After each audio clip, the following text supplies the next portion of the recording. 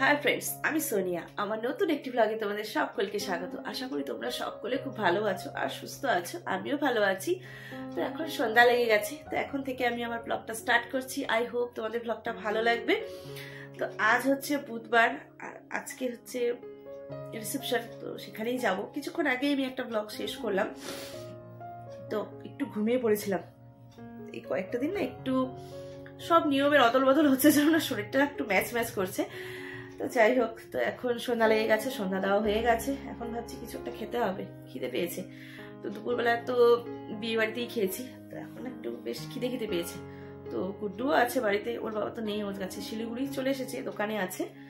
তো ভাবছি এখন একটু কিছু খেতে হবে, দানা পানি না দিলে হবে না। আর বিয়ে বাড়ির রাতের খাবার খেতে খেতে অনেক দেরি, তারপরে আবার রেডি হওয়ার ব্যাপার আছে।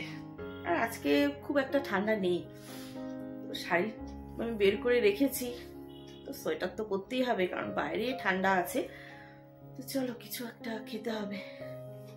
আর আজকে এই শাড়িটা পরবো, এটা হচ্ছে একটা ওপারা সিল্ক, তো রেডের মধ্যে ব্ল্যাক কম্বিনেশন করা, বেশ হালকা শাড়িটা, তাই এটা পরবো। আর ভেবেছিলাম প্রথমে বেনারসি পরবো, আর বেনারসি শাড়ি না আমি একা একা ঠিক পরতে পারি না, এতটা ভারী, আর এটা একদম লাইট ওয়েট।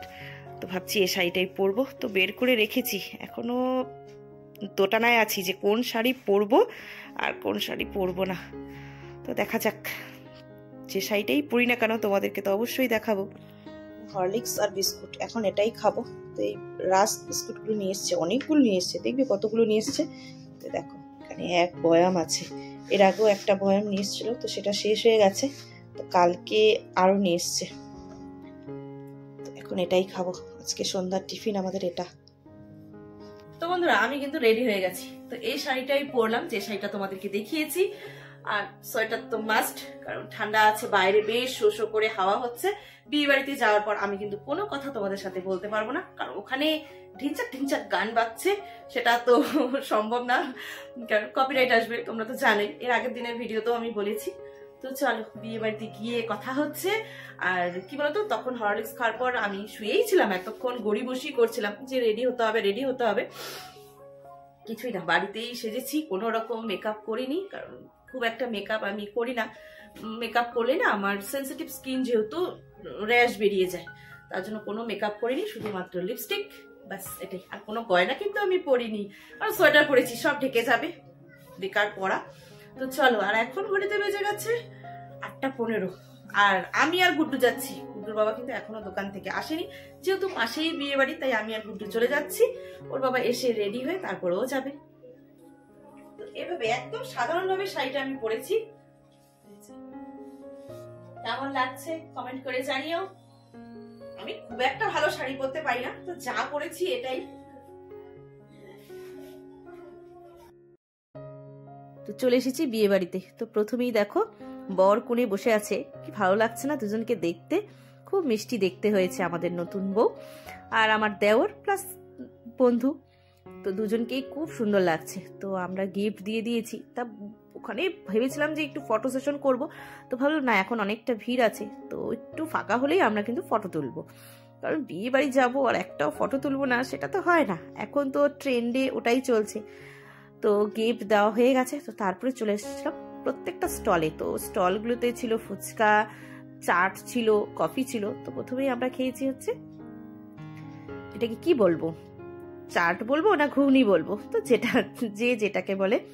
তো আমার কাছে এটা ঘুগনি, তো সেটাই ঘুগনি খেয়েছি। তারপরে খেয়েছি ফুচকা, আর ফুচকা খেতে গিয়ে এত বড় আমাকে হা করতে হয়েছে, আর এইখান থেকে সবাই মিলে হাসাহাসি করছে যে আমি নাকি ফুচকা খেতেই পারি না। তো আমি দেখিয়ে দিলাম যে আমি কত বড় ফুচকা মুখে পুড়তে পারি আর কি। তো ফুচকা খাওয়া হয়ে গেছে, তারপরে চলে এসেছি ফটো তুলতে, কারণ একটু বিয়ে বাড়িটা ফাঁকা লাগছে এখন, কারণ খাওয়ার স্টার্ট হয়ে গেছে। তাই দেখো এই যে আমিও বসে পড়েছি ফটো তুলতে।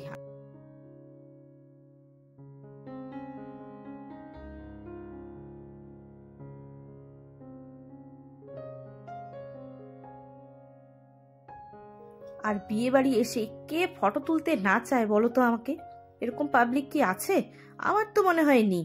তো অনেক ফটো টটো তোলার পর, গল্প গুজব করার পর, তারপরে কিন্তু আমরা খেতে বসে পড়েছি। অনেকটা রাত হয়ে গেছিল, তো ভাবলাম আর দেরি করব না, কারণ যা স্টলে খেয়েছি সব হজম হয়ে গেছে, কারণ যা গল্প করেছি আমরা, তো বসে পড়েছি এবার খেতে। বাড়ির সবাই মিলে কিন্তু আমরা বসেছি। আর আজকের মেনুতে আছে সাদা ভাত, সালাড, ডাল, পকোড়া, মাছ, মাংস, ফ্রাইড রাইস আর দই, মিষ্টি, চাটনি, পাঁপড়। এটা তো আছেই, বিয়ে বাড়িতে তো জানোই এসব না থাকলে কি বিয়ে বাড়ির খাবার হয় বলো তো। তো আমরা কিন্তু দারুণ খেয়েছি। তারপরে কি বলতো, খাওয়া দাওয়া শেষে তারপরে চলেছে দেদার আড্ডা আর নাচানাচি। আমরা বাড়ি চলে এসেছি অনেকক্ষণ। তো এখন কটা বাজে? এখন বাজে 12:30টার মতো। তো অনেকক্ষণ হয়েছে এসেছি। এসে এখন বসে বসে গল্প করলাম, অনেকজনের সাথে দেখা হলো, বেশ আনন্দ ফুর্তি করলাম। তো এখন আর কি, ঘুমাবো। কালকে আবার সকাল সকাল উঠতে হবে, কারণ সপ্তাহে 7টা দিনই সকালে সকালে উঠতে হচ্ছে এখন। কারণ বললাম না তোমাদেরকে, রুটিনটা আমার একটু চেঞ্জ হয়েছে, কারণ সকালেই গুড্ডুর টিউশনই থাকে খুব সকাল সকাল। আর শীতের দিনে সকাল 7টা মানে তো জানোই ভোরবেলা যাকে বলে, তো উঠতে হবে। তো চলো বন্ধুরা, আজকের ব্লগটা আমি এখানেই এন্ড করছি। দেখা হচ্ছে নেক্সট ব্লগে, ততক্ষণের জন্য টাটা।